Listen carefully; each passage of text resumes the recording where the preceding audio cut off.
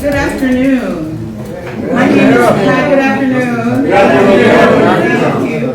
My name is Kai Perry, and on behalf of the Planning Committee, I welcome you to this community memorial for our friend and activist, Al Marder, on this International Day of Peace.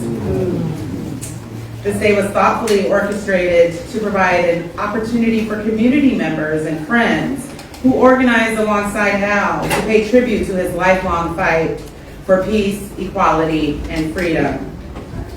We couldn't have chosen a better day for this occasion, as this year marks the 25th anniversary of the United Nations General Assembly's adoption of the Declaration and Program of Action on a Culture of Peace.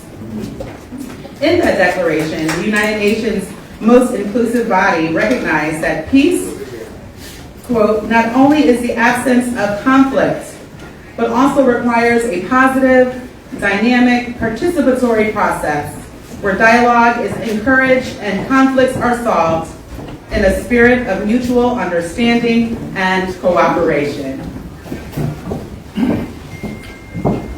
We also could not have selected a better venue right here at the New Haven People's Center.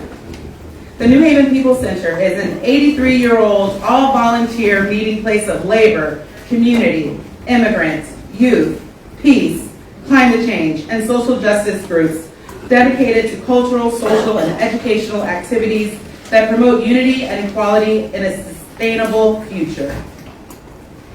It is a site on the Connecticut African American Freedom Trail, and September marks the Connecticut Freedom Trail Month. And maybe most importantly or most significantly, this is the very place where Al's early life as an organizer began. Today we invite the sharing of stories about how Al has impacted our lives. For one, I can say I would not be here in New Haven today if it weren't for Al. Because of his efforts to raise funds that built the recreated Freedom Schooner Amistad, my life took upon an unexpected course. I, a young girl from Toledo, Ohio, sailed as a deckhand educator around the world, teaching the Amistad story of resilience, freedom, and justice. And now 20 years later, I am the president of the organization he founded, the Amistad Committee.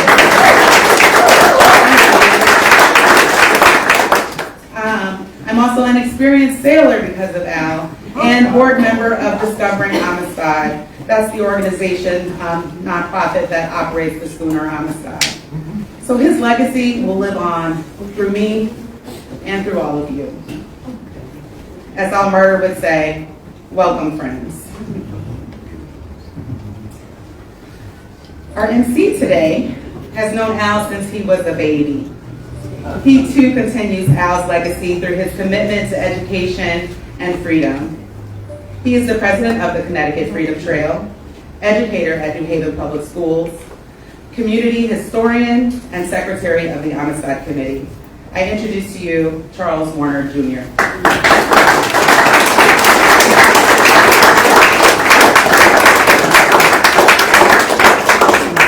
Good afternoon. Good afternoon. Good afternoon. Good afternoon. All right, I might have to shrink myself a bit, but I want to make sure you all hear me. It's my pleasure to be with you all today. This august, interesting, diverse group of concerned, there we go, I appreciate it. This diverse, interesting group of concerned citizens, and whether you call Al, Brother Al, Mr. Marder, Mr. Al, Comrade Al, Enemy Al, whatever, we can all say that we called Al teacher. We all learned from interacting with Al Marder. I know I did. I came to know Al Marder running back and forth from my parents' car to his doorstep on Mumford, sharing information and or dropping off a check or picking up a to-do task list for my parents. Now, my dad might have been a formal member of the Amistad Committee, but my mom and dad, especially my mom, were very involved with making sure that special events went out went off without a hitch for the Amistad Committee. She was a part of a group of people who we now call Friends of the Amistad, who were always willing to organize a fundraiser, throw a party, and, do whatever Al said he needed people to do, along with women like Sharon Esdale and Estelle Simpson and a bunch of other women from the community who were always at the ready for Al. And my good friend and Amistad Committee member, Hilda Kilpatrick, calls Al Uncle Al. She's the only person I know who called Al Uncle Al. But we all loved Al, and it's so important when we have intentional moments to get together and reflect on people who mean something to us. And I want to share, and the mayor can speak to it. A group of us who are here today were at Betsy Ross Arts Magnet School yesterday to commemorate the International Day of Peace. And listening to the students and looking at the people from the community who came out to support the students while they learned and while they found an opportunity to use their young voices, I really felt Al, and I really understood why we all do what we do. Regardless of race, religion, political belief, we come together in New Haven in a major way to do what's right. And that's Al. And I saw it yesterday, and I've just been sort of contemplating and taking in the moment, and I saw it in the yard, and really with this beautiful view of all of you together in this room, I see it in this room. And so Al is not gone or forgotten. He will live on. And he will live on through us. He will live on and lives on through the work of the Honorable Tony Hart. He lives on through the work of Justin Elliker and the People's Center and Kai and young Manny over there, who's my old student, who's now a grown man, fully formed and doing the work of the community. You won't get on me as a young person about what we're going to do about the world. And I'm like, look, I don't know if I'm even the young people anymore. Looking at Manny yesterday, knowing that kid from 5 years old and looking at him as a grown man taking on community work, I can now sit on the same side as you and look at him and say, what are you going to do about it? But to that point, we are links in a chain. We are going to continue work and share information and share history and make our city and our world a better place, and we're in good hands. I'd like to recognize any elected officials, appointed officials, foreign dignitaries, foreign friends who may be with us. You can give a wave if you're here and you've come to visit.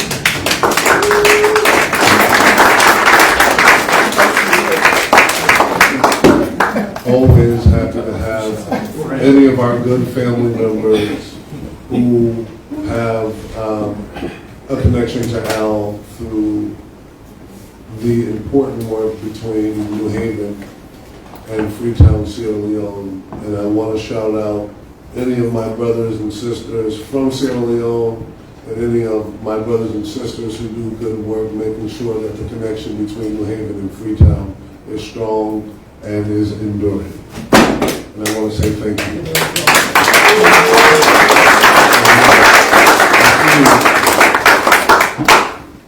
I have the extreme pleasure of not only sort of keeping things moving, but I also get to recognize some really awesome people. You all do hard work, whether it's community work or you're elected officials, and sometimes it's thankless work and work where you are also at the center of a lot of criticism. But when you're involved in things, you see how people work and the contributions they give of themselves, and I want to say thank you. It's my pleasure to be able to call on you fine public servants to come up and reflect on Al Marder. And so first I'd like to call up the Honorable Mayor Justin Elliker, who fell right into place right behind the work that Tony Hart has done for us and the work that John DeStefano did and the work that mayors before John did in making sure that through City Hall there was activity lifting up important issues to the citizens of New Haven. And so I'd like to call up Honorable Mayor Elliker.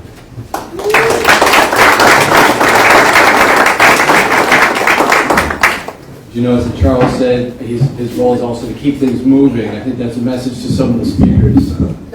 Keep us on time here. Keep us on time. It's so good to be here among so many people that I so deeply respect, and especially Kai and Charles. You know, I've gotten to know you some over the years, and you think about the impact that the people in our community have, the elders in our community have had on all of the rest of us. It is just incredible to see the kind of young leadership, and Charles, yes, you are still young, young leadership that is teaching us how to live our lives and express our values. Most people retire. Al Marder did not retire ever. I visited him when he was in his bed at home, 101 years old, and he had a stack of newspapers behind him, he had the TV on, he was still incredibly engaged even in those final moments of his life when his health was clearly deteriorating. 100 years old, 101 years old, it's been a tough year for New Haven. We lost Edie Fishman earlier on as well. We had a lovely ceremony and gathering for her. And now we're remembering Al. And Al was not a very religious person. And when I think about how we kind of move on after the passing of someone, oftentimes we go to religion. We say things like, whoever passed away is looking down upon us, their spirit is with us.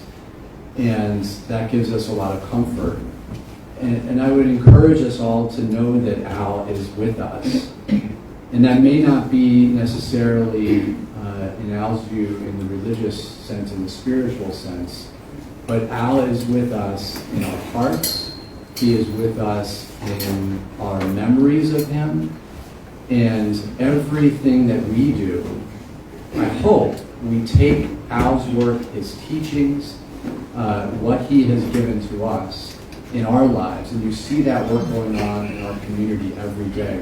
We are promoting peace in a time when around the globe we are struggling with incredible strife in Ukraine, in Palestine, and now in Lebanon.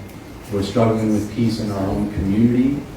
And I thought yesterday at the tree planting ceremony that the principle of Betsy Ross was quite poignant in her remarks when she talked about we often struggle with peace within ourselves. We struggle with peace, and it gives me peace to remember the teachings of Mr. Marder and the example of somebody who worked literally his entire life in the struggle towards peace, but most importantly to pass along those lessons to us so that we, one person, has planted that seed in so many people so that we can continue that work throughout our lives, Al Marder's work throughout our lives. It gives me great pleasure to present a proclamation today honoring Al Marder, and if you give me a moment, I'd like to read it to you. This is a proclamation of the City of New Haven honoring Mr. Al Marder. Whereas the City of New Haven honors Mr. Al Marder, a beloved community organizer and lifelong activist in New Haven. Whereas Mr. Marder was born on January 18, 1922, the son of Ukrainian Jewish immigrants who ran a small grocery store in New Haven. He was shaped by his experiences growing up during the Great Depression and joined the Communist Party as a teenager, along with fellow Hillhouse classmates, and eventually became a leader in the youth wing. Whereas Mr. Marder served during World War II, graduated from the University of Connecticut, and remained devoted to activism throughout the rest of his life, organizing for workers' rights and zealously advocating for peace in the New Haven area and globally, working on the ground to impact people and governments, contributing to local, national, and international organizations, and fighting for racial, social, and economic justice for all. Whereas Mr. Marder served as president of the Amistad Committee, president of the New Haven Peace Commission, chairman of the Connecticut Freedom Trail Committee, and worked side by side with many other groups to make New Haven and the world a more peaceful place. Whereas Mr. Marder passed on December 19th, 2023, a month shy of his 102nd birthday. Now, therefore, do I, as the mayor of the city of New Haven, hereby honor and recognize Al Marder. We at the city of New Haven join the members of the New Haven community in honoring Mr. Al Marder and his many contributions to our community and the world. Thank you.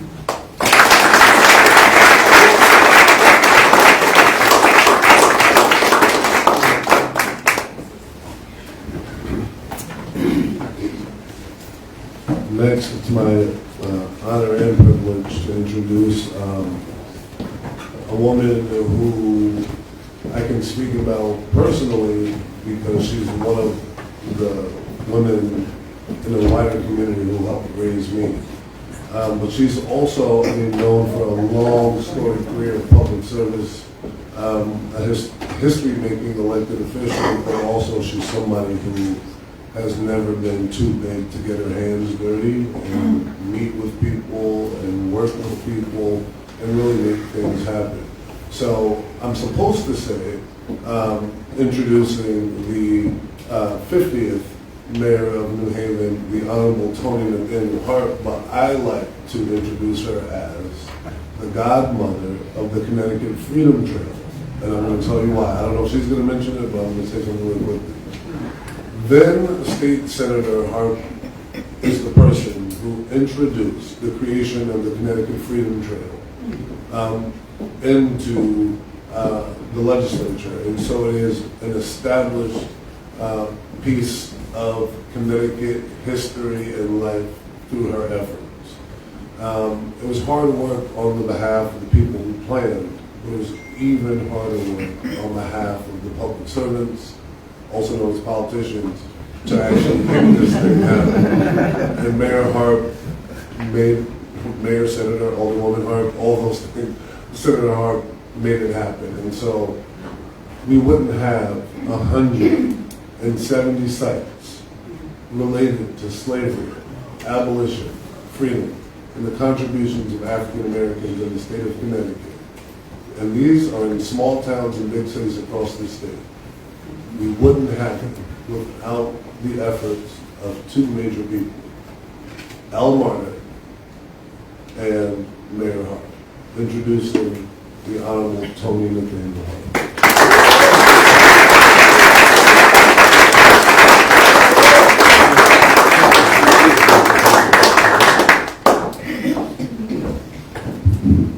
Good afternoon, everybody. Good afternoon. To our mayor, Justin Elliker, to the Amistad Committee, to Chazzy, as I know him. I'm not supposed to say that. But I do remember him as a little kid running up and down the stairs, Big Swell United Church of Christ.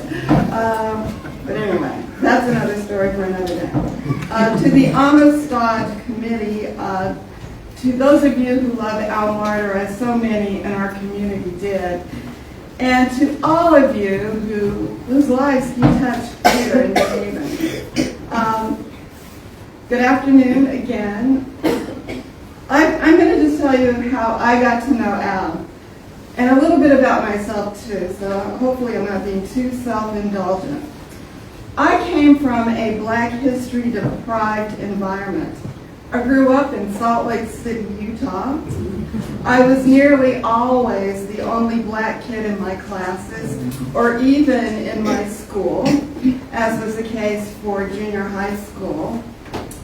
The only thing I learned about Black history in school was the 4th grade American history section on slavery. Even then, I couldn't believe that that was all there was.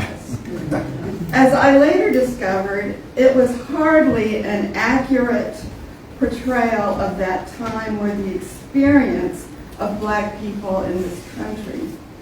When I came to New Haven, I was so excited to learn that school children here knew far more about the history of African Americans and our contribution to this country than I did. They were in the process of raising money for a statue representing an important time in Black history that I'd never heard of until then, the Amistad event. I was elected shortly thereafter to New Haven's Board of Aldermen. It was a few years later. Before I went to workshops, because they do have workshops on how you sort of behave on the Board of Aldermen, and attended workshops on how things are done, how to get on the floor and raise resolutions mostly. Before I'd seen anyone speak on the floor themselves, I got a call from someone I didn't know, someone named Al Marder. He had a strong voice that was friendly but insistent. He had a delightful laugh that intimated that he knew something I didn't.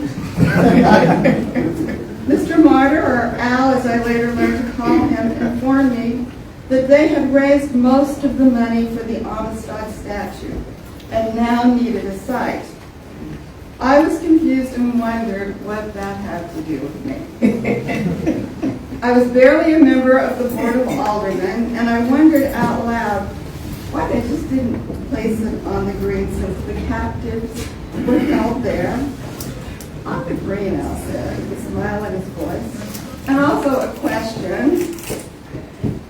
I said, of course, I thought that was a phenomenal idea. So, that's when Al informed me that the city of New Haven did not own the green.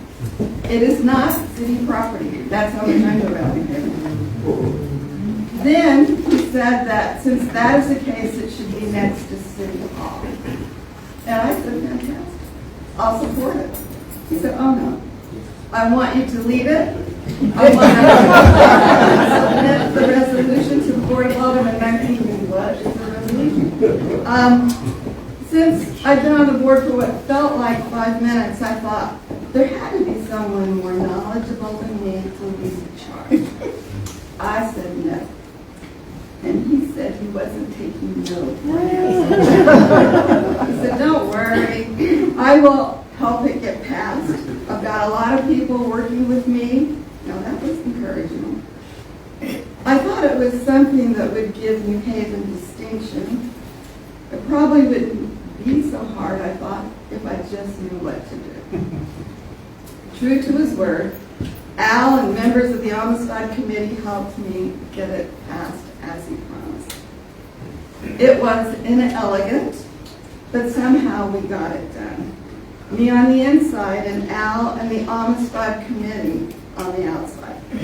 There was some resistance, but working together, we made sure that the only statue I know of representing an African captive in search of freedom stands alongside New Haven's City Hall.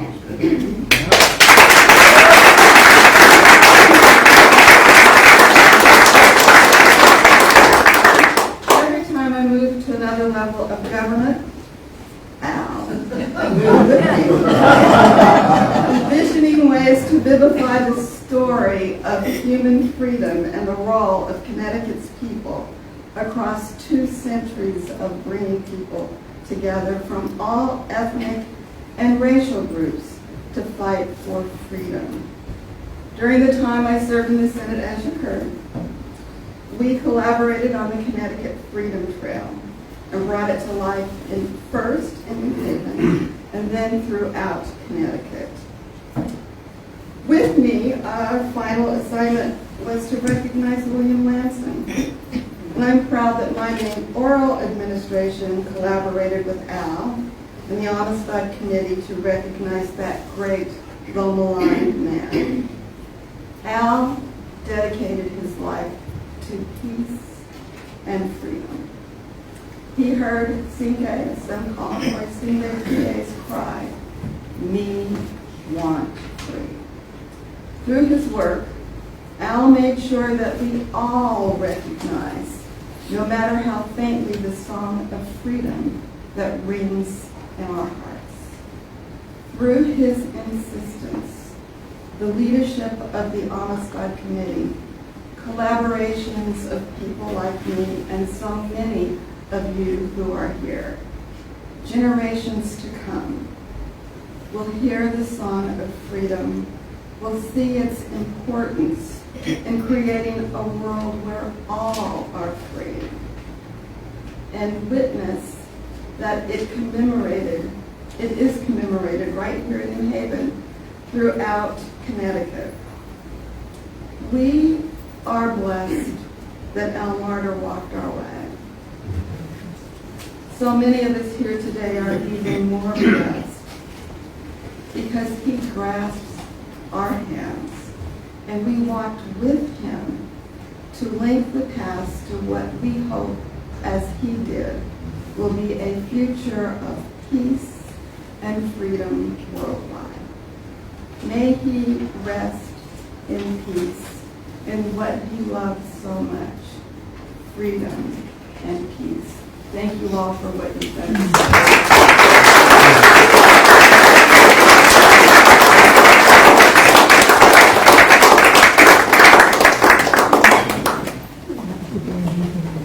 Next, we have, it's interesting listening to Mayor Hart talk about how Al sort of became an extension of people's time in office. That didn't only happen in the United States, it also happened in Sierra Leone, where he worked very closely with the government through many administrations to lift up not only the history that we have that's shared between New Haven and Sierra Leone, but also the needs of people that we're currently living. And so I would like to present a video from His Excellency Sadiq Abu Bakari Y, the ambassador, and he could not be with us in person, but definitely sent a message for us.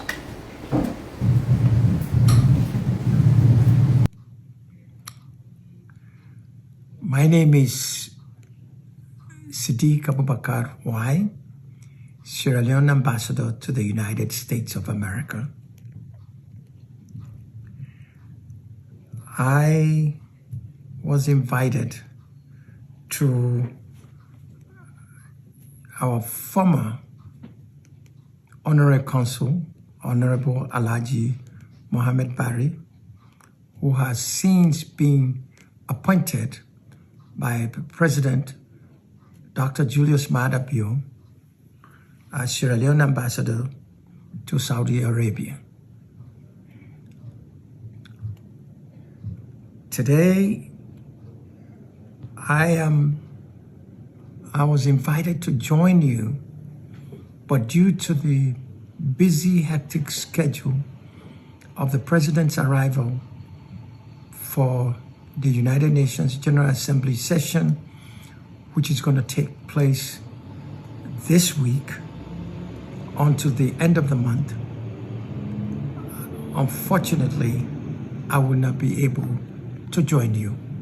But I thought it was important enough for me to send this brief message to the members of the Marder family, the distinguished leaders of the state of Connecticut, the guests, and the wonderful people that I met during my visit to Connecticut to attend Al's funeral.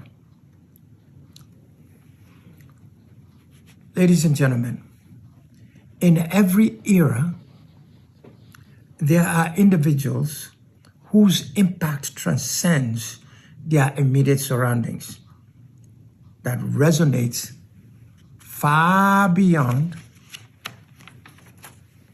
their lifetime. One such person is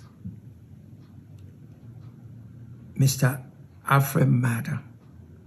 Al, as you all know, has not only changed the course of human history, but has also inspired countless individuals with his remarkable accomplishments, which you are all in that state recognize and are proud of, and so do we. Al, as you know, is widely recognized for his groundbreaking work in discovering the Amistad episode and its link to Sierra Leone, and the twinning of Freetown, Sierra Leone, and New Haven, Connecticut as sister cities.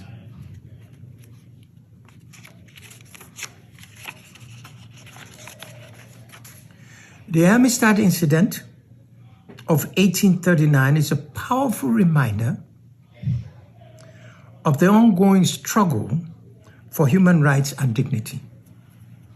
This story of courage and resilience reflects the fight against slavery and the quest for freedom.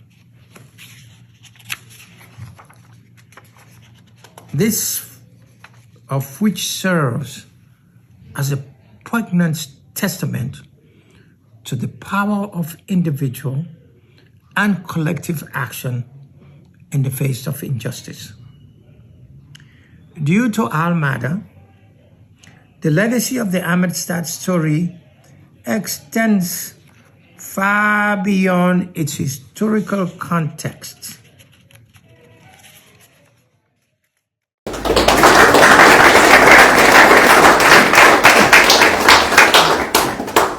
Ambassador Wai, along with His Excellency Mohammed Abari, the Ambassador to Saudi Arabia, made sure that the good people of Sierra Leone were represented here today, and we'd like them to stand and acknowledge you all for being with us.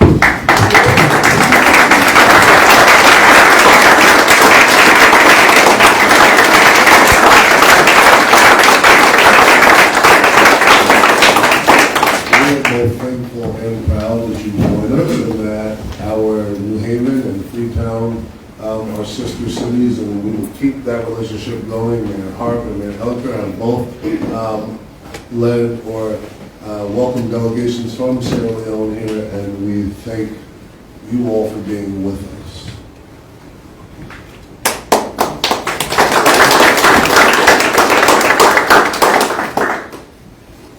You know, when I think about Al's interaction with sort of a wide swath of people and organizations is very strange.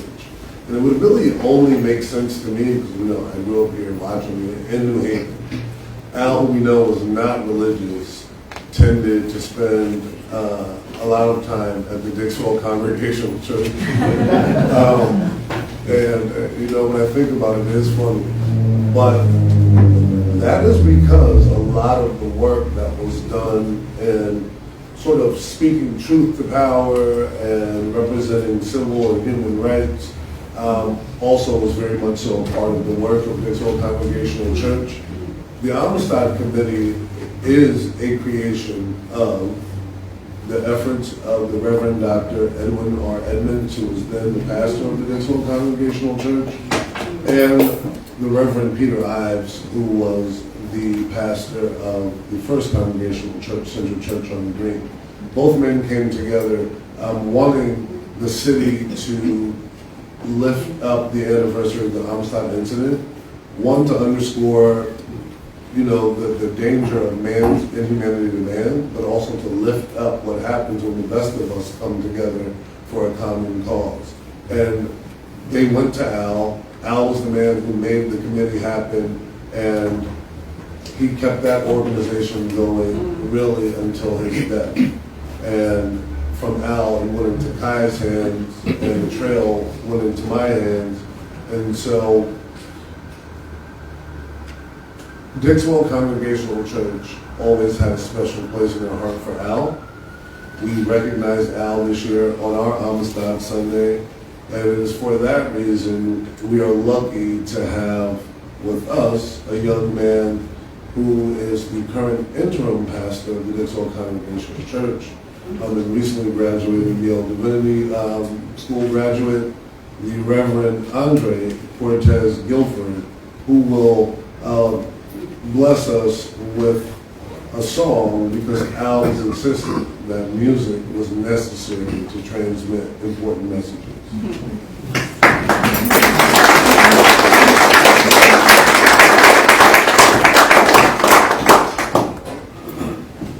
So I just kind of stumbled on this today, but I am very, very grateful to be here with you all. representing Dixwell Avenue Congregational United Church of Christ. I'm very grateful to be here and to lead you all in this song. And I think you all know this because it's a song of the movement, and it is a song of camaraderie, a song of solidarity, and a song of hope. We shall overcome.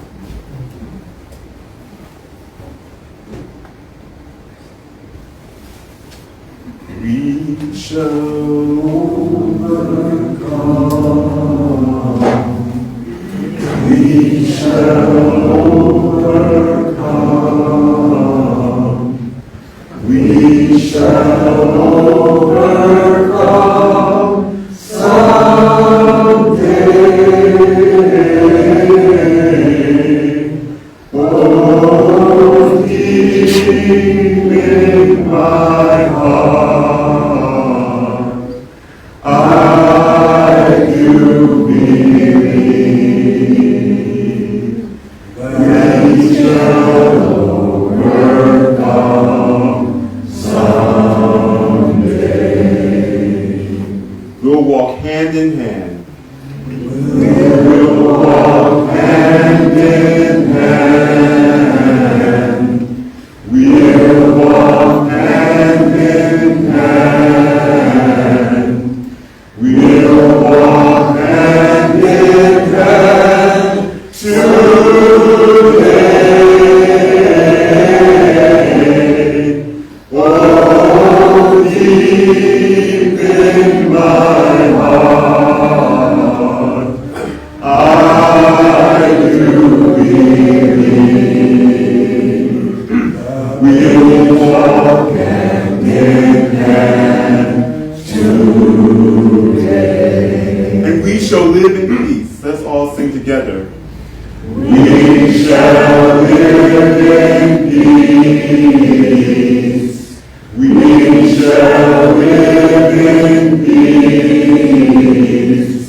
We shall live in peace today.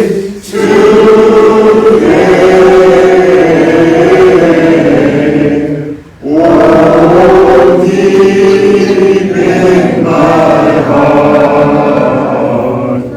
I do believe we shall live in peace today. Thank you so much.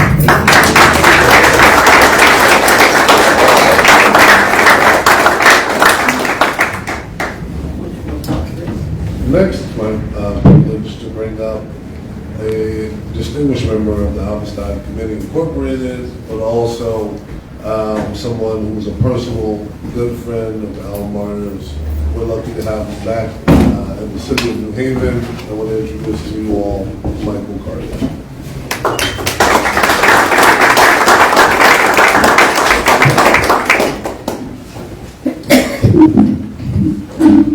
Good afternoon, everyone. Good afternoon. Well, Mayor Hart brought me to New Haven. I'm very glad she did. It was a high point in my life. It was Al Marder that was the exclamation point. Because the first day I'm here, I get a call from Al that you're on the committee. I first met Al in 1991. I'm sitting in the Ed Hamilton studio, and he calls up, and Ed starts having this conversation with him about the statute. And Ed, renowned in his own way, asked me, could I help him? I said, I have no idea. I'm studying entrepreneurship, but I have no idea about art. So I saw his discussions with Al and how that shaped the Amistad that sits in front of City Hall. How it went from idea to clay, and it came to life. And to see it come out of the foundry and to see it called here in New Haven was just an exciting time in my life, and coming here to New Haven for the event. The Amistad Committee was founded in 1989 on the 150th anniversary of Amistad Revolt. Initially, there were 100 members to the Amistad Committee, which I can't recollect at this time, but I will mention several names who are very familiar in the community.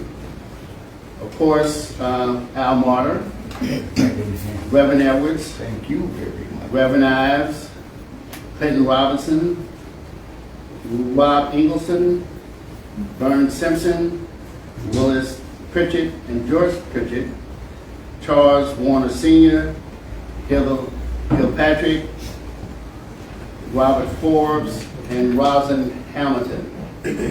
In particular, I'd like to acknowledge Clinton Lee Robinson, who I met, who has been an instrumental part of the Amistad Committee. He was a founding member.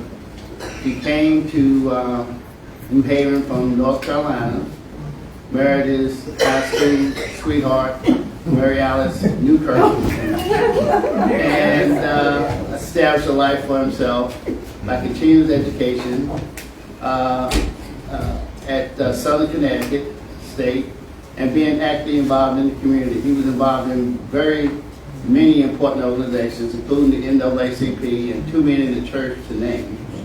But he was a very important part of the committee, and we're going to miss him. And we'll always remember him as we do Al.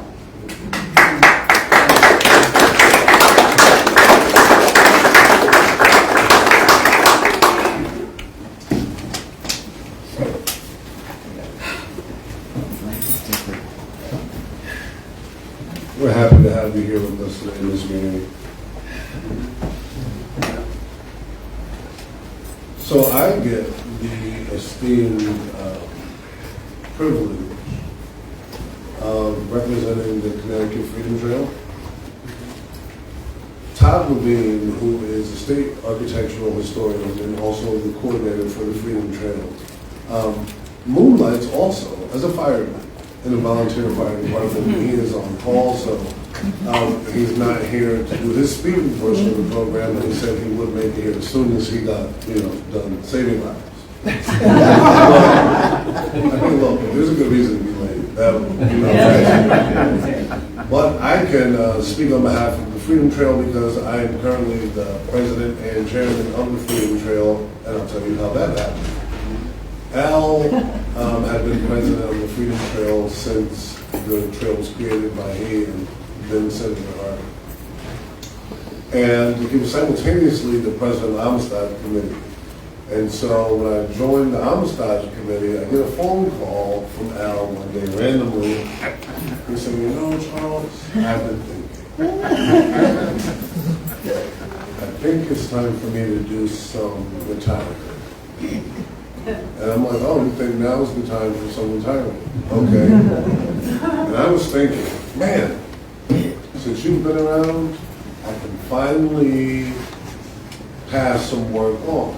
And I said, okay. He said, I was thinking, you should be the next president of the Freedom Trail. I'm like, what? So I'm now probably like, okay, and it's hard to tell Al. So then, I said, okay, well, let me think about it. Not much long after, I get a phone call from another very convincing person who talked to me about the trail, but his message was a little different. Charles, I've been talking to Al. Al thinks you should do it, and so do I. I said, okay, thank you. I'll consider it. He said, and you need to do it. Al is well over 90, and he's done this thing, and he's still running other organizations, and you are young and full of knowledge and vigor, and you need to do it. See, I was thinking, Michael Carter said, you need to do this. So, there was no way I could say no. And Al said, I'll be here if you need any coaching or any advice. You should always talk to me. Todd will be with you. You'll be fine. And for sure, that was the situation.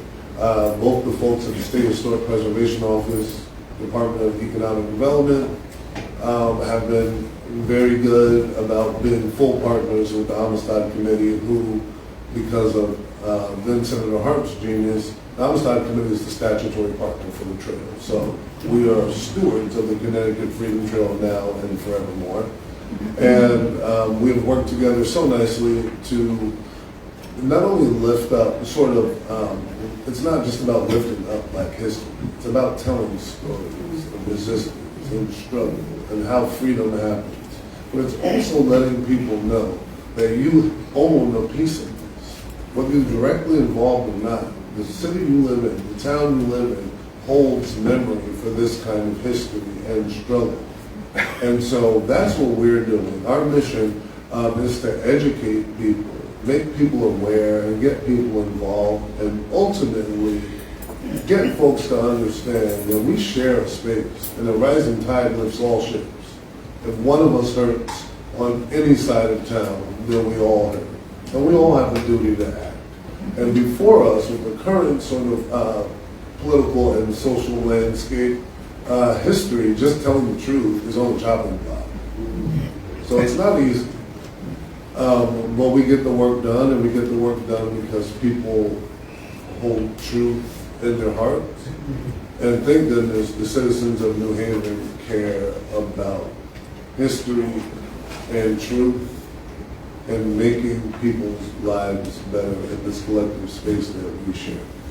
So on behalf of the over 160, close to 170 sites of the Connecticut Freedom Trail, we remember Al, we thank Al all the time, we reflect on Al, and we, in Al's memory, will continue to grow the trail and keep going. Thank you all very much. I want you to know that I'm supposed to be the MC, but I have a director who's on the side telling me to wrap it up. I'd like to call up now Baman Azad, who is representing the United States Peace Council. And I'm also supposed to tell you, because I've taken so long, please keep your remarks to 4 minutes. Thank you.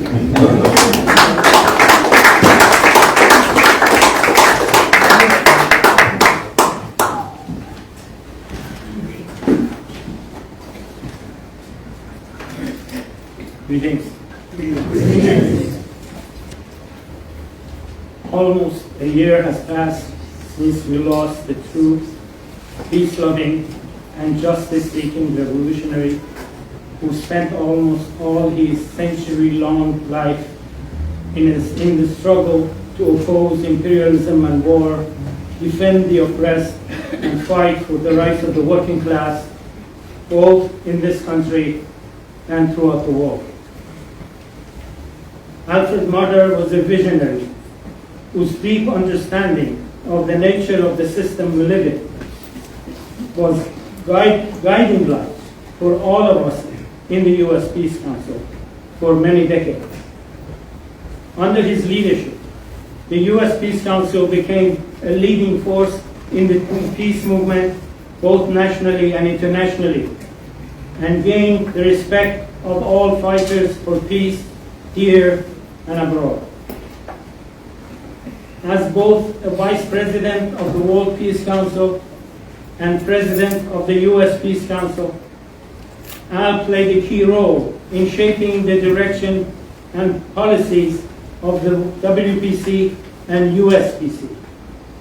He was particularly opposed to any narrow-mindedness in the movement and was constantly pushing, in many cases very forcibly, for the unity of various forces in the movement, both nationally and internationally. He strongly believed that the left by itself will not be able to make a dent in the prevailing social, economic, and political conditions of the country, and that change can only come through a nationally unified mass movement. It was under his leadership that the U.S. Peace Council became a driving force for bringing together various contingents of the movement, not only for peace, but also for social justice and the environment. He especially considered the progressive labor movement as a key element that the U.S. Peace Council should work with closely. Al had a very sharp mind until the last minute of his long life. And for this very reason, he was getting increasingly frustrated with the physical limitations imposed on him by his age. He was getting frustrated that he was no longer able to attend the international meetings of the World Peace Council and the other activities organized by the U.S. Peace Council. Nevertheless, until the very last moments of his life, when he was bedridden in the hospital, he was actively following our activities, asking for reports, issuing directives for improvement in our work. The last instance of his direct involvement was when the U.S. Peace Council was officially invited to send a delegation to China. This was at the time when his health condition was deteriorating. He was bedridden and under professional care at home when our delegation returned from China. But he did not hesitate for a minute to call me and ask me to come to New Haven and give him a full report about the results of the trip. I visited him at his home and gave him a full report about the results of our trip. Together with all photos and videos that we have. You cannot believe how he suddenly became energized, as if he was not suffering from any serious illness. Comrades tell me that he was constantly talking about our delegation to China with everyone who visited him in the hospital. As the Executive Secretary of the U.S. Peace Council during Al's presidency, I had the honor of and the privilege of working with him closely for several decades. During this time, I learned tremendously from him. He was my teacher and my mentor. And for this reason, I consider myself as one of the luckiest persons that has ever lived. Al will forever be present in my life and certainly in the life of every one of us at the U.S. Peace Council. Revolutionaries like Alfred Marder never die. They live forever. Thank you.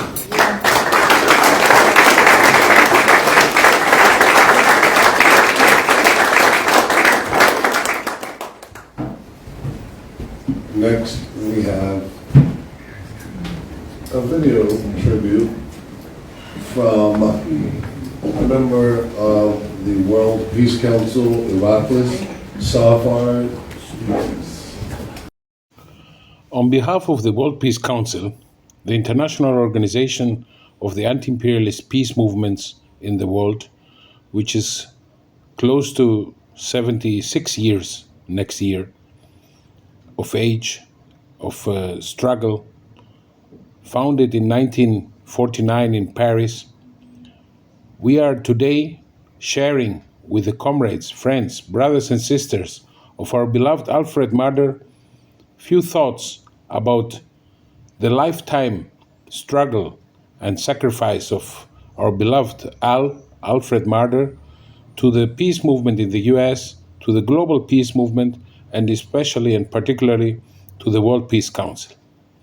For us who had the privilege, the honor to not only to know Alfred, but to work with him, to learn from him, this rich experience, accumulated lifetime experience of Alfred, a committed peace fighter, a genuine internationalist, and committed to the causes of social emancipation, of liberty, of the struggle for peace and social justice. For us who had this privilege and honor, it is very painful still, 1 year after his disappearance, after his physical disappearance, after his demise, to speak about Alfred. Alfred Marder was not only the president of the US Peace Council, he was not only a leader of the US movement of the Peace Messenger Cities and its international organization. Alfred participated in crucial times through the decades-long participation and contribution in the World Peace Council in the 20th century to the development, to the strengthening, and to the achievements of the World Peace Council in the world. And even in difficult times, after the overthrow of the International Correlation of Forces in 1991 and the disappearance of the Soviet Union, Comrade Alfred stood firm. He stood firm in his beliefs, in his principles, in his ideology, in his conviction that the future of the world, the future of the peoples cannot be capitalism, cannot be exploitation man by man, can be only a world of peace and social justice where the peoples will live fraternally next to each other, will have mutual respect and cooperation in a world without nuclear weapons, in a world without domination and hegemony by anybody. I recall also personally the experiences in tens of meetings of the World Peace Council with Comrade Alfred. Comrade Alfred was calm, was a reference and orientation always, especially in difficult times. In the year 2000, when the World Peace Council had to take an important decision of shifting the head office of the World Peace Council from Paris to Athens, and respectively changing the leadership of the World Peace Council. Alfred, together with other honorable and unforgettable comrades from other continents, took the lead in order to pursue, in order to apply the necessary adjustments and changes in the World Peace Council so that World Peace Council will stay an anti-imperialist international organization of peace movements. I recall as well, and likewise, my last time I met from close Comrade Alfred in 2019 during the anti-NATO activities in Washington, D.C., and also during a short visit we paid with the today President of the U.S. Peace Council, Comrade Bahman Azad, to Connecticut, to New Haven, to his home, where we had a very rich exchange of opinions and views on various crucial issues. And I recall very, very well the following statement, the following words of our beloved Alfred, that he was so proud, that he was so happy that the World Peace Council organized on U.S. soil during the lifetime of Alfred in Washington, D.C. in 2019, an anti-imperialist event condemning and denouncing the crimes of NATO, the war machinery of imperialism. And Alfred said he wouldn't have believed it earlier that this will take place one day in the territory of the United States, the principal and main imperialist force in the world, World Peace Council event, which was realized together with the U.S. Peace Council. Another important memory I have from Comrade Alfred, our beloved late Comrade Alfred, is the experience I had with him and the historical leader, the figure, the symbol in the World Peace Council, Ramesh Chandra. Alfred and Ramesh Chandra was for more than 25 years the historical leader of the World Peace Council, were like the honorable figures of the World Peace Council, always there to advise us, the relative younger comrades, and on crucial issues and decisions the World Peace Council has to take. The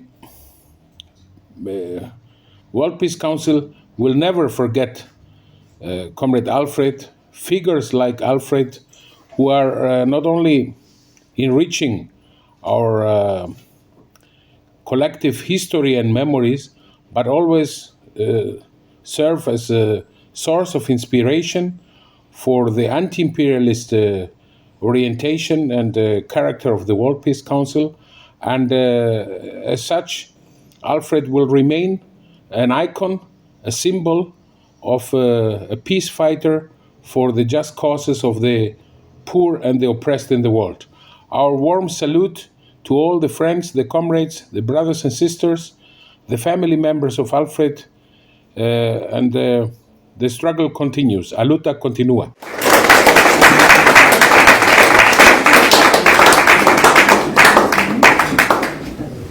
Next, we will hear from Miss Millie Greneau, who is noted for her performance of this song, and it's called "Where Do You Want Your Green to Go?" And I'm going to warn you, you do have to participate. You're not only going to listen, so get ready.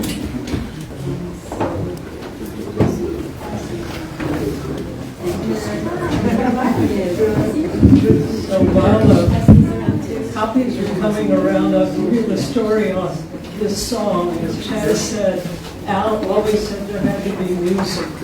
And I can remember being at a Peace Commission meeting, and here was Al in person in City Hall. We were discussing very serious things, and he was in probably 99. And next to him was a 17-year-old person who was talking about climate change. So I could hear Al talking about defense, about peace, and Adrian, the 17-year-old, was learning from him as we were. And then Adrian began talking about climate change and how, well, I believe that's somehow connected to what you're talking about, Al. So I could see the young and the old. And Adrian kept talking about green. We need a green ecology. And I was thinking, green, it's money. I mean, that's our money. And I just started singing, like, where do we want our green to go? How do we want our... And Al looked at me and said, Millie, I think that's a song. So that became this song that Jeff Fuller, who many of you know, helped me to get into a call and response. So to get yourself in shape, here's what I invite you to do. You don't have to stand up. But since this is communal, go me. I don't hear you. We.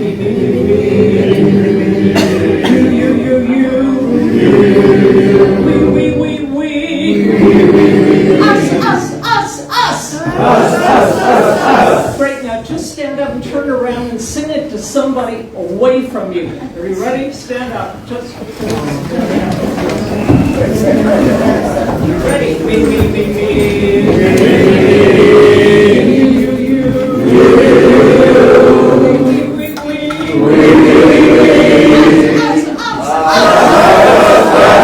Give yourselves applause and sit down. That's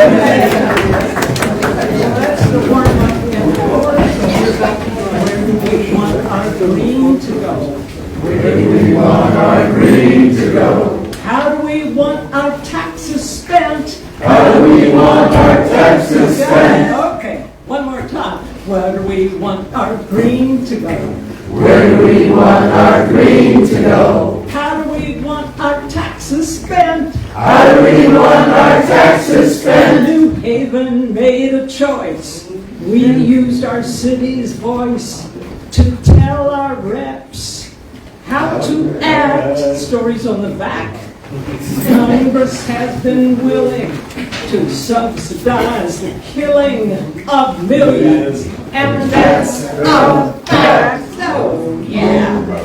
Where do we want our green to go? Where do we want our green to go? How do we want our taxes spent? How do we want our taxes It spent? doesn't make any sense to spend our bucks on defense when we can't pay for our food.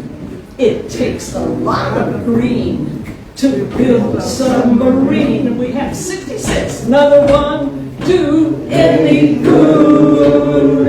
Oh, Where do we want our green to go, where we want our green to go. How do we want our taxes spent? How do we want our taxes spent? Move our jobs to green, get our whole world clean. It makes our souls sure feel lighter. Engineers be smart, transform Connecticut's heart, and make our infrastructure tighter. Fix those roads, no. Where we want our green to go, where we want our green to go. How do we want our taxes spent? How do we want our taxes spent? In this next part, listen to your heart and decide. Would you rather pollute our skies or repair our highways? Repair our highways. Inflict PTSD or relieve misery. Relieve misery. Destroy an act and bridge or have money for a fridge. Have money for a fridge. Drone a neighborhood or have a job that feels good. A job that feels good. Oh, listen to your heart. Listen to your heart. And let's all do our part. Let's all do our part. And Bring our green back home. Get it again, yeah. Bring our green back home. One more time, yes. Bring our green back home.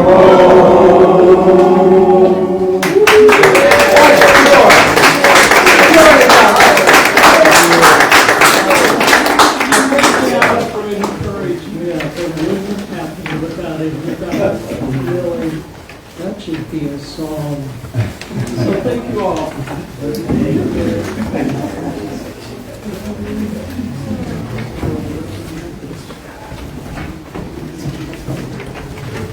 Next, we get to hear some words from a very wise person, a person who was involved in a number of efforts with Al. Sometimes when I talk to Henry, I feel like Henry understands what it was like, you know, to work closely with Al, and it was not always easy. So I'm going to call a person who I get to sort of often commiserate with and talk about the future of, you know, working together for the betterment of New Haven, for the betterment of society. Henry Owendorf, who is a representative of the Greater New Haven Peace Council.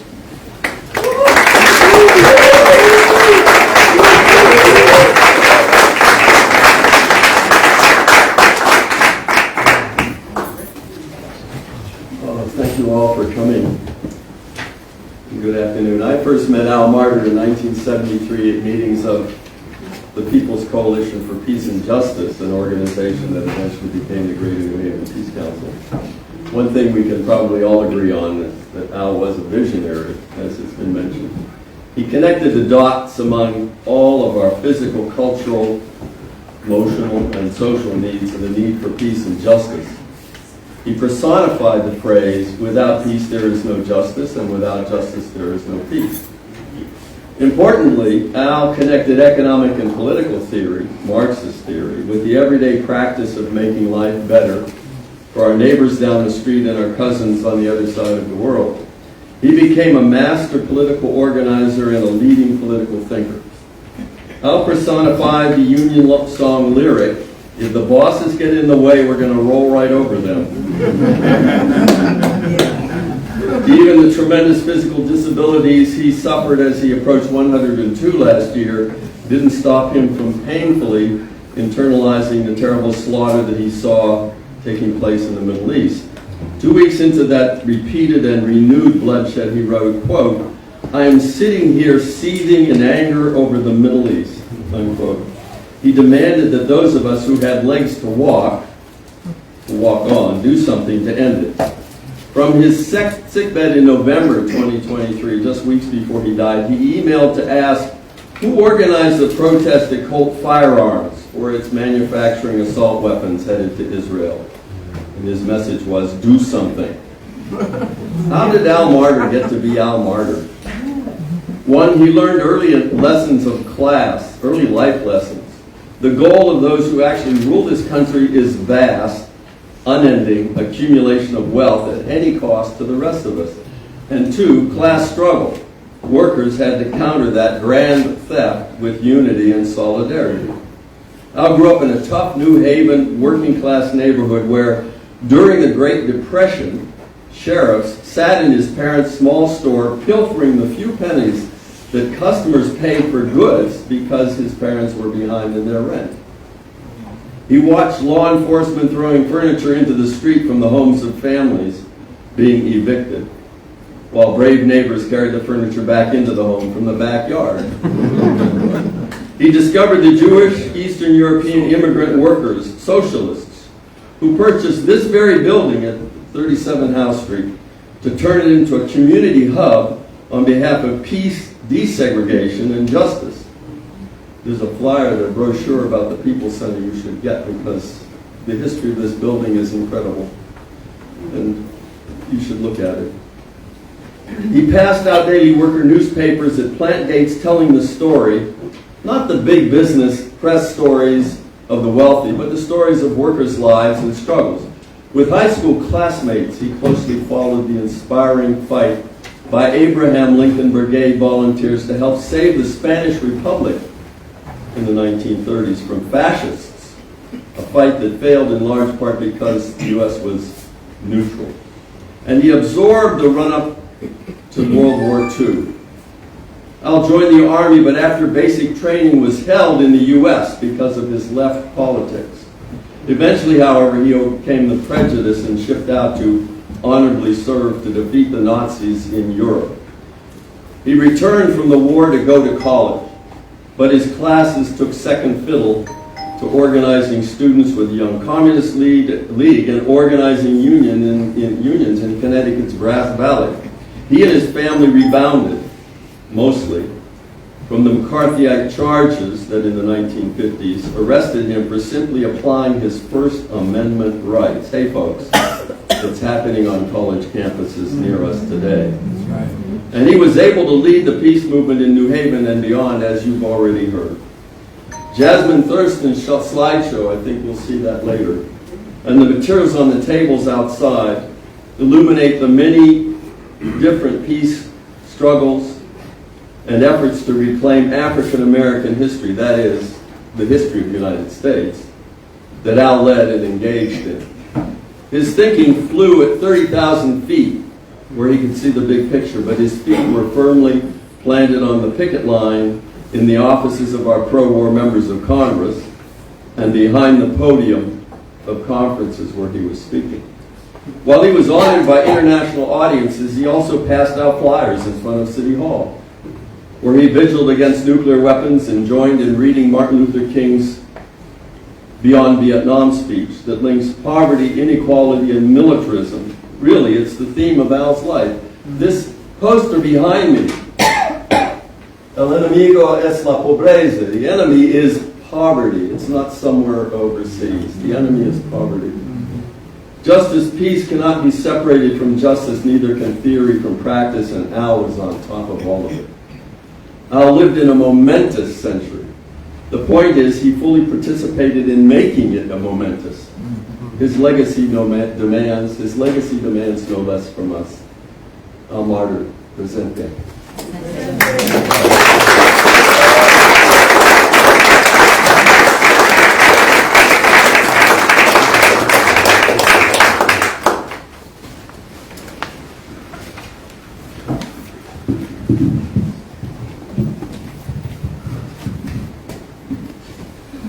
Next, we have remarks from Roberto Irizarry from the City of New Haven Peace Commission.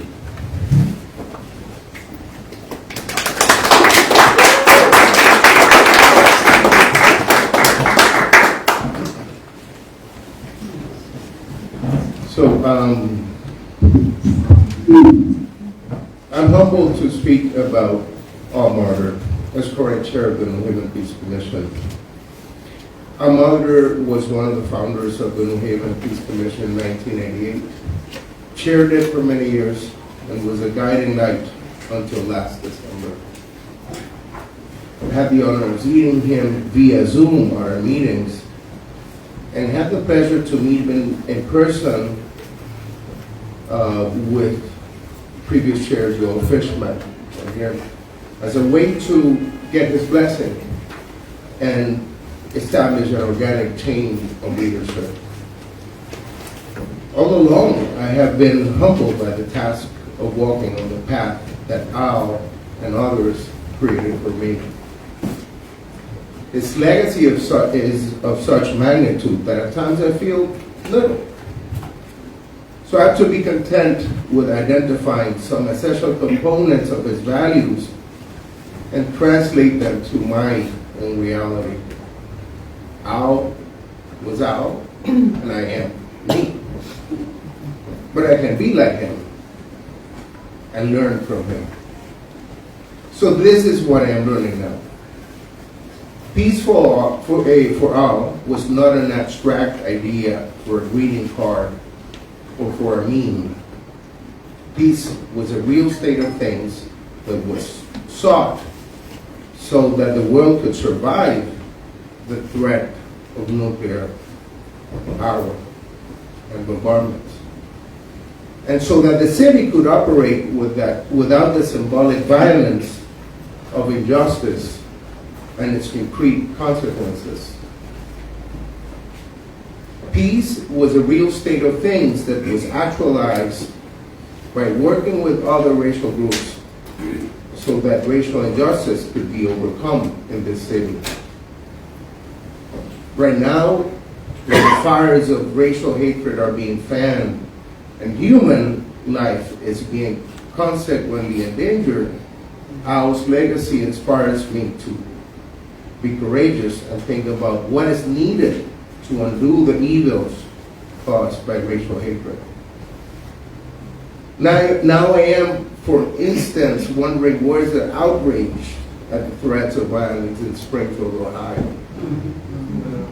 This is a concrete scenario for us to ask ourselves how we can apply Al's example in seeking peace. Not the peace of the greeting card, not the peace of the meme, but the piece of what concrete actions we can take so that our Haitian brothers, sisters, and siblings can be protected from hatred and violence. This is but one example of peace as a real state of things where human life and justice are paramount in my interpretation of this side of Al's work. In the same vein, in this vein, I hope we can all identify areas where concrete peace can be sought so that we can be like Al at the same time that we are daunted by the enormity of his legacy. Thank you.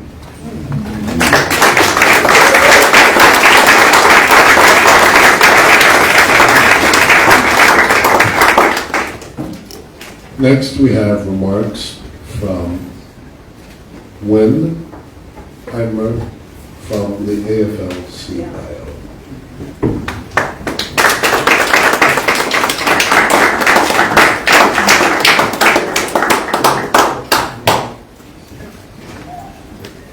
My name is Wynn Heimer, and I'm an AFL-CIO retiree and an activist. And I bring you the words of John Olson, the President Emeritus of the Connecticut AFL-CIO. In John's words, "I'm sorry I couldn't be with you today in person, but I am here in spirit. Al Marder was one of the finest persons I have ever met. His life's work speaks for itself. I first met Al about 35 years ago. Over that time, I can't think of a time Al wasn't with the labor, shoulder to shoulder, on whatever fight it was taking on. We agreed on most issues, but when we did have our differences, Al was someone who you could work with to get through to the next battle we needed to take on. He really understood how to work in coalition with other groups. His voice will be sorely missed, but I know all of you, as well as myself, will take that spirit that Al instilled in us to continue the battle. I truly believe that Al subscribed to the belief that he never lost the battle, he just hadn't won it yet. Thank you, Al, for that, for all that you have given to this world.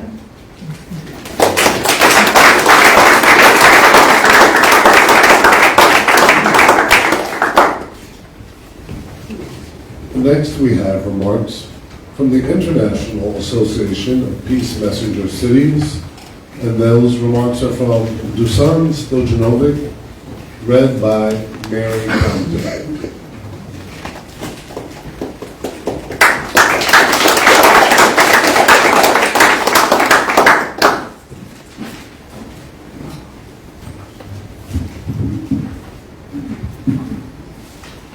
It's really nice to be with all of you today and in this community that Al has been a part of, and I'm glad to be part of it. This is a letter from Dusan Stojanovic from Slovenia, Prague, Slovenia. He was Al's friend since 1997, escorted him to numerous conferences and helping him when traveling. Dusan is also a longtime Deputy Secretary General of the IAPMC Peace Messenger Cities Association and coordinator of the IAPMC activities. He is now serving as Member of Parliament of the Republic of Slovenia, maintaining the same peace ideas which were coined at the conferences together with Al through his activities as the chair of the Foreign Policy Committee of the Slovenian Parliament. It is with great sadness that we honor the memory of our beloved former president and honorary president, Mr. Alfred Marder, who passed away on December 19th last year. Everybody who knew him for these long years, since the 80s of the previous century, must have been aware of Al's profound contributions to peace, justice, and civil rights. Indeed, it is hard to capture the influence Al has had and will continue to have on so many of us around the globe. We at the International Association of Peace Messenger Cities of the United Nations were proud of our president, knowing for several decades he was active elsewhere, be it a founding member of the President of the U.S. Peace Council, a Vice President of the World Peace Council, engaged in conferences on every continent, and active of his local Peace Council, Peace Commission, and New Haven's representative at our General Assemblies and Executive Board meetings. Al served as our president for several terms. When he stepped down due to age and other commitments, we appointed him as honorary president. The news of his passing hit us profoundly. He has long ago, due to his remarkable age, become a constant in our relations. Despite his age, he always kept up with our activities, advising and recommending, praising and criticizing if necessary, but always in the best possible gentlemanly attitude and great experience. His thoughts were always accepted and respected. Words cannot express how much his friends in the global community miss him, and will continue to miss his energy, his humor, warmth, and kindness. Al Marder's passing definitely leaves a great gap, but our work within the association going forward would make him rest peacefully. And we should certainly reflect his boundless and creative energy, his iron will to pursue and broaden the movement for peace and justice, his struggle against military nuclear threats to the humanity, and all the countless meetings which we had, the general assemblies to which he presided, all the remarkable moments around the globe will be cherished in our memories. On a personal note, I should add that Al deeply marked me and engaged me in our association. It was also Al's suggestion for our small progressive town of Slovengrad to present ourselves as Secretary General, the position which we serve even now, 17 years after his proposal. Last year was a sad year for us at IAPMC. Besides Al, a councillor from another active city, Brighton, UK, Ryan Fitch, also passed away. Both will be dearly missed. As Al was dedicated to his family, although after the passing of his wife Nancy, and later also his son Ken, whom I knew personally. The Peace Messenger cities became his second family. Numerous trips were made, contributed to our real friendship, and despite the rather serious age difference of 47 years, we shared common values and pursued the same efforts in stirring and influencing public opinion regarding peace. My most sincere condolences go to Al's daughter, grandchildren, and their families, and his great-grandson. And of course, to all Al's friends who gathered on this solemn occasion, thank you for helping him in the last years and months, and with my sincere gratitude for not mourning, but celebrating his long and fulfilled life, a life not only filled with dreams of a peaceful and just world, but life filled with a vast mosaic of actions, deeds, and activities which made our world a better place. If only there were more Alfreds around, we will cherish his legacy and respect the memory of him as a beacon, a guiding light on our globally mutual and yet struggled path towards peace. Dear Al, as you usually ended your emails to me, yours in peace.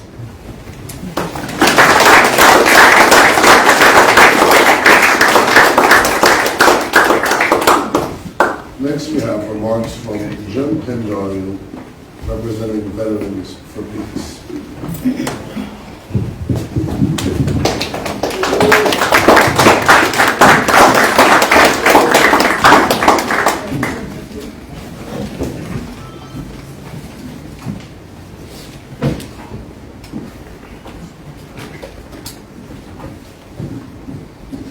Good afternoon.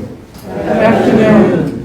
Nice to see all of you great activists here as we pay tribute to a great friend and a mentor, Al Marder. I first met Al probably 40 years ago, just as he and other demonstrators for having the Yale workers getting the right to form a union. And my union and other unions in the city were there to support them. And then Al got arrested and was getting loaded onto a paddy wagon with other activists. You know, that was my first meeting with Al. I had heard about him in the past, and but I grew over the years to admire and love the man for what he stood for. And he was as Bauman said, not only a great friend, but a great mentor. You know, many of the people, all of you here today, and around the country and the world. Okay, so I applaud and salute many of you here, all you fine activists, brothers and sisters, because you've accomplished a great deal over these years. But you know, let us not forget that we achieved our successes because we have stood on the shoulders of giants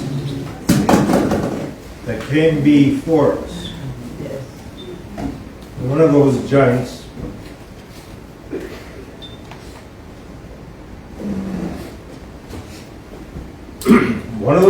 was Al, along with many of your family elders who grew up in very tough circumstances or migrated from the Jim Crow South up here and fought for freedom and equality.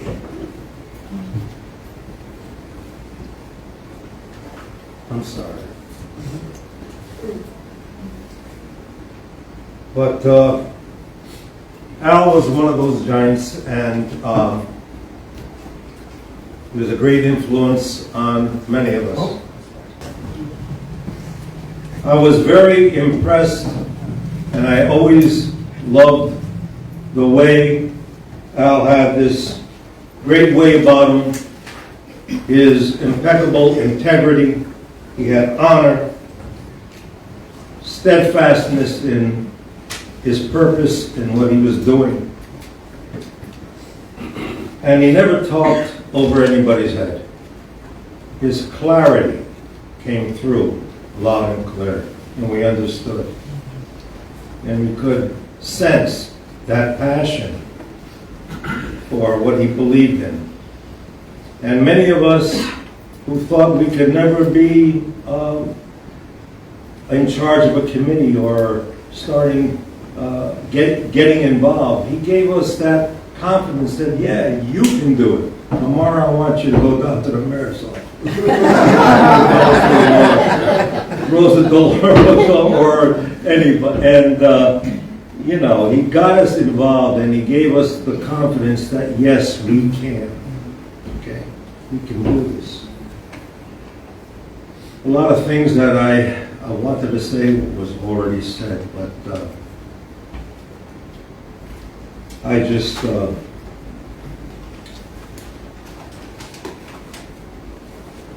want to, it was mentioned that Al was in World War II, but I just want to mention that Al was one of the first United States soldiers to meet the forward unit of the Red Army. And they embraced as brothers, as many of the Soviet soldiers, citizen soldiers, and the American citizen soldiers met all along the front, and they embraced each other as brothers and shared food and even exchanged clothing. You didn't know what army after a while that they belonged to. So, but for one brief shining moment, can you imagine that brotherhood of millions of soldiers coming together, embracing one another in brotherhood? That brief shining moment, if we could have expanded that. Still can. Yes, we can. But we need to come together as one and realize that no matter what struggle we are in, like all roads lead to Rome, all struggles are connected. Every struggle is connected. And like the international workers of the world, the Wobblies, said over 100 years ago, an injury to one is an injury to all. We have to realize that. I know many of us do, but we have to come together. That's the only way we're going to win this fight. So I'd like to just end it by, I think it's fitting to close with a few short words from Dr. Martin Luther King, Jr. And I think this describes Al to a T, and many of you. Every man and woman must decide whether they will walk in the light of creative altruism or in the darkness of destructive selfishness. This is the judgment. Life's most persistent and urgent question is, what are you doing for others? And it remains so, and will remain so. So Al had a life well lived, and on behalf of Veterans for Peace, who Al was a member,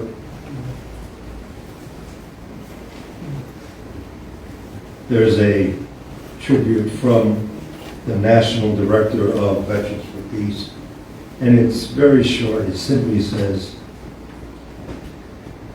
to Alfred L. Marder, a beloved member of Veterans for Peace. Al devoted his heart, energy, and resources to the pursuit of peace and justice. We are so grateful for his presence among us. Blessed are the peacemakers. Al, rest easy, good friend, and may your memory be eternal.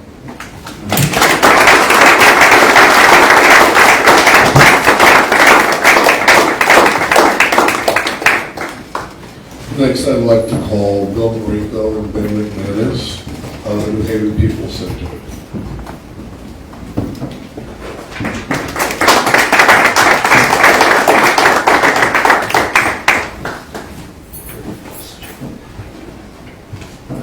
Good afternoon, and thanks to all of you for being here.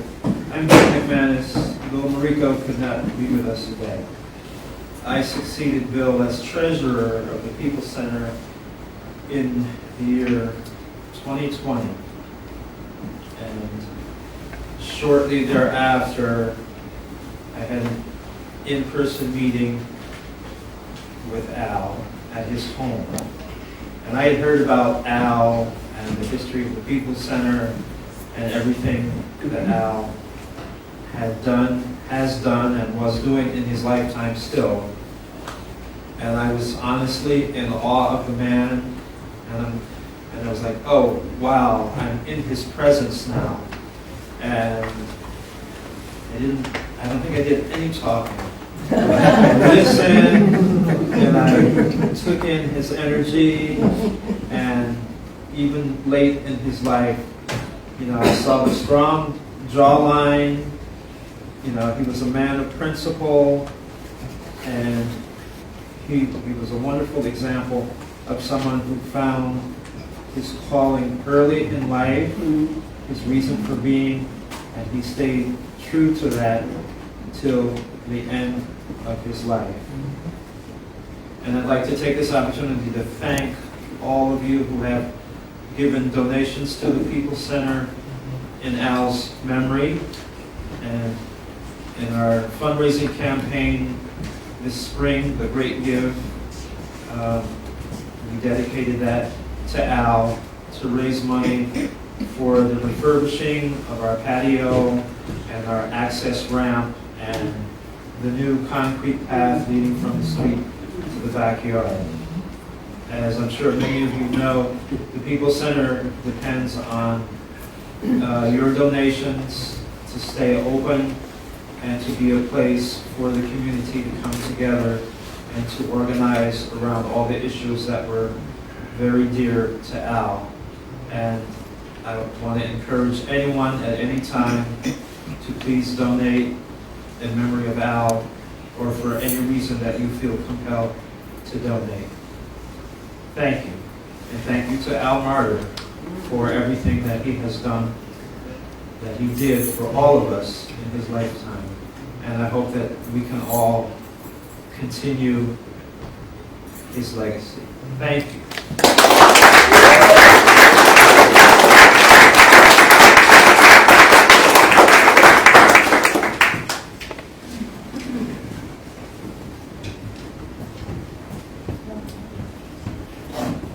And next, we will hear from Joelle Fishman and Jamal Henderson of the Connecticut Communist Party.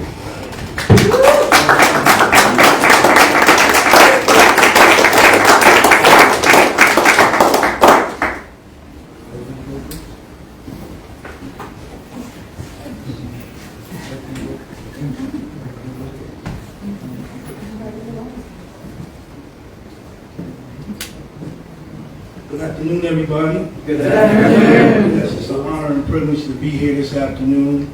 For everybody that don't know, my name is Jamal Henderson. I'm a proud member of the Connecticut Communist Party. And although I did not get to know him very well, I knew of Al and he and others that of a generation like Edie Fishman, which gives me hope and optimism because they've always stood firm.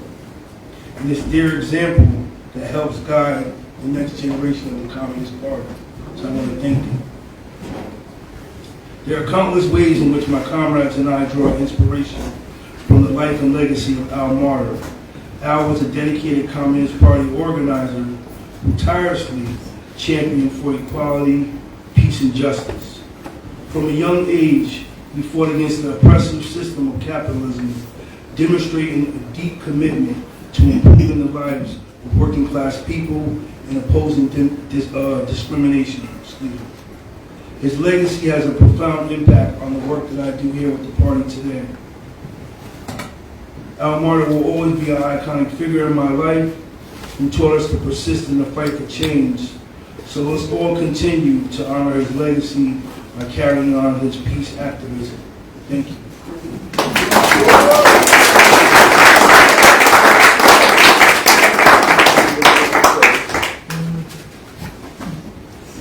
I'd like to stand here with Jamal.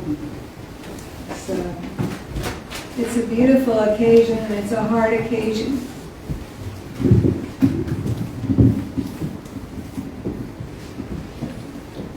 And I feel very emotional because Al and Edie were 6 months apart from each other. And I'm feeling that very much.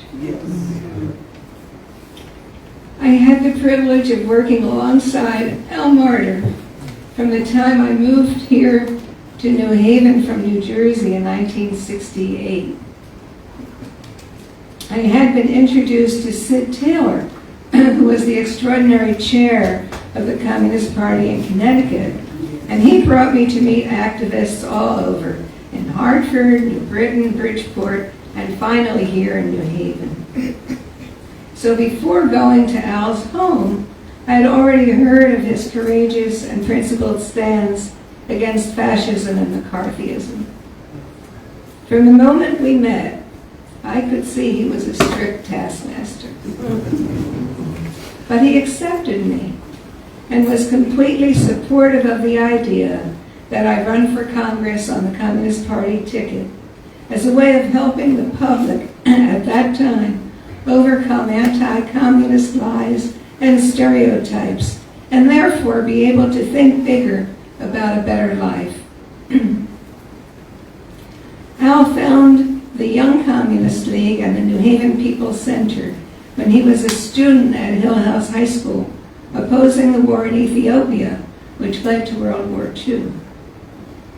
Al studied Marxism and developed a deep understanding of the science of society, why things were the way they were, and how they could be changed.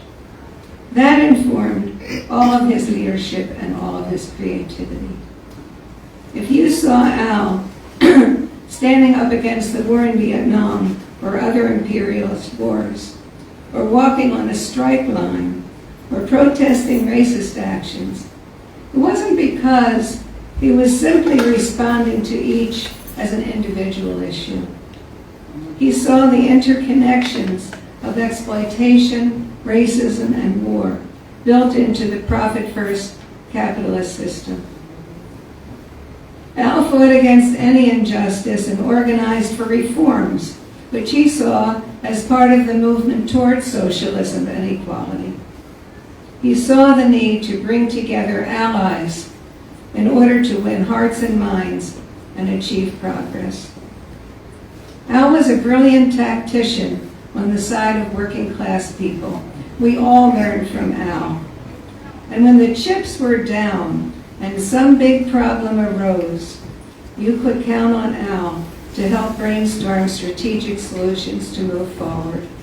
He didn't mince words. At the same time, he saw how to reach out to friends. And that's how, for example, we navigated keeping the People's Center alive as a thriving space at times when it came under attack from the right wing, and we thank Mayor Toni Harp for her staunchness in standing with us at some of those times. Al was visionary, and he was also practical. And so we have the Amistad statue and the Freedom Trail, the City of New Haven Peace Commission, and so much more. It's an honor on behalf of the Connecticut Communist Party, along with Jamal Henderson, a wonderful comrade, to celebrate all Al Marder contributed to make our city, state, and world a better place. He was a remarkable stalwart. He lives within us, and we carry on in his name. Al Marder presenting.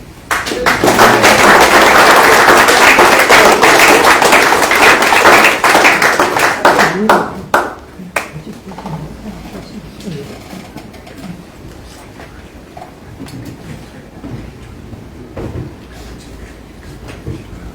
we come close to the end of our program, we have a special remembrance from a friend of Al's, but a person who means a lot to us in New Haven, even though he's not a New Havener. You heard Michael Carter talk about Ed Hamilton. And Ed Hamilton was the sculptor of the Amistad statue in front of City Hall. And so he has sent a message to us from Louisville.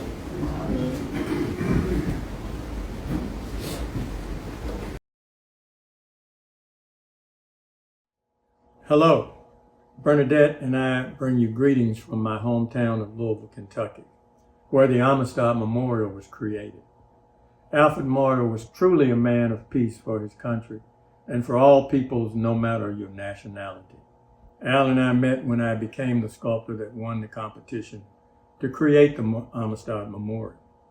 I remember being in Nashville on holiday while visiting Fisk University's art department. The late Earl Hooks, director of the art department, received a letter that Al sent out to all HBCU colleges. Al was hoping to find a black sculptor to commission for the memorial. Had Earl not shown me that letter, I don't think I would have been the artist to create this work. Al and I would have a working relationship and friendship throughout the 90s and into the 20s. He was great to work with, and he knew exactly what he wanted and what needed to be done to bring the Amistad Memorial and its lasting legacy to New Haven, Connecticut, and to the world. I'm so proud that I was part of Al's life. I treasured our time working together, and truly he was a man of peace to all who knew him and worked with him. One highlight of the project was the final day of the dedication of the memorial, when Al and the Amistad Committee arranged for the president of Sierra Leone and his delegation to be there for the unveiling. I must say, it rained cats and dogs that day, but it all worked out. Truly, this was a historical moment, and only Al Marder could have made this possible. This is a moment that my family and I shall cherish forever. Let me say to the family, God bless you, and God bless the life of Alfred Marder, who made a difference in many people's lives. Peace and blessings to you all.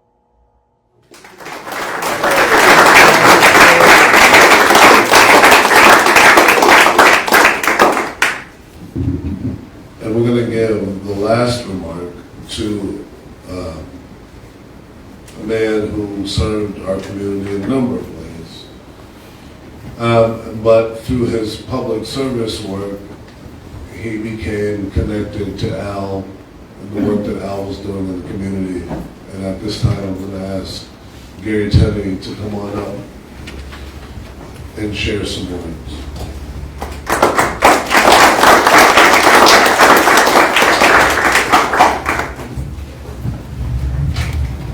Good afternoon, everyone, or evening. I'll be very brief, but my name is Gary Tenney. I serve as the President, International Association of Professional Black Firefighters. I think I met Al probably about 20 years ago. Joel, Al, and numerous others who played an intricate part in me surviving the fire within, I call it.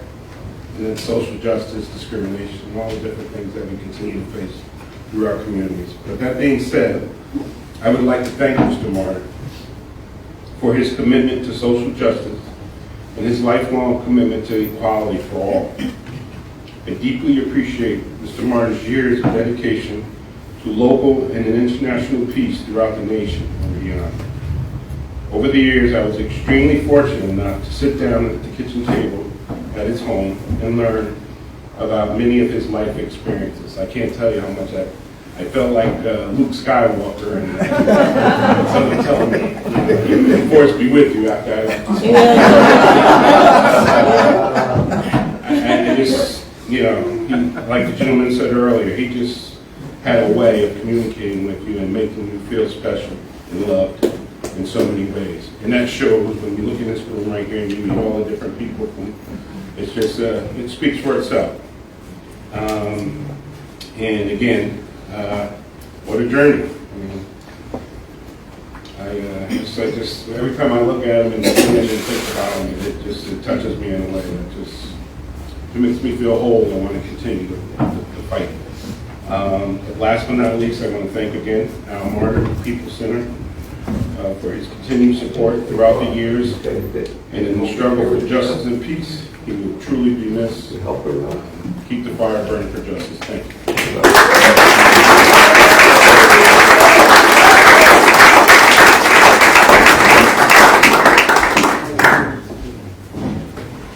I think we need a part 2. Maybe next year. Maybe have an annual Al Marder Remembrance Day. I don't know, because there's so many more stories. There's so many more ways to know we want to share today. But we need to get out of this space and give you all some time to be together. And so I'm going to deliver my call to action, and that is, friends, as Al would always greet us. Now that we have heard from the many organizations that were so very dear to Al, it is time to act. So to honor Al and to keep his legacy alive, we can all do something. So today I urge you to visit those tables in this newly appointed backyard and sign up to volunteer. Make a donation. Consider joining one of the boards. Ask how you can support. Get involved and join in the work. At this time, I just want to thank the Planning Committee. Would you all stand for putting together this wonderful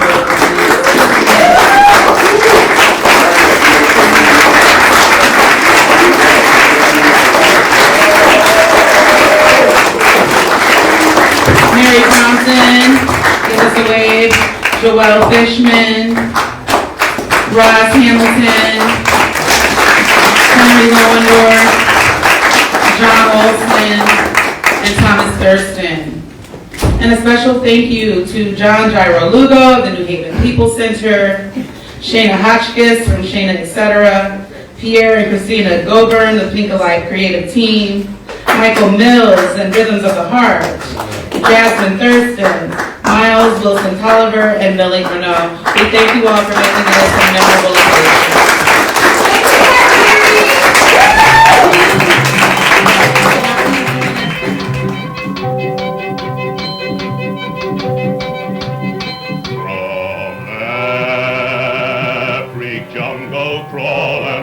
Where shadows fall on torrid light, my song goes forth and supplicates in quest of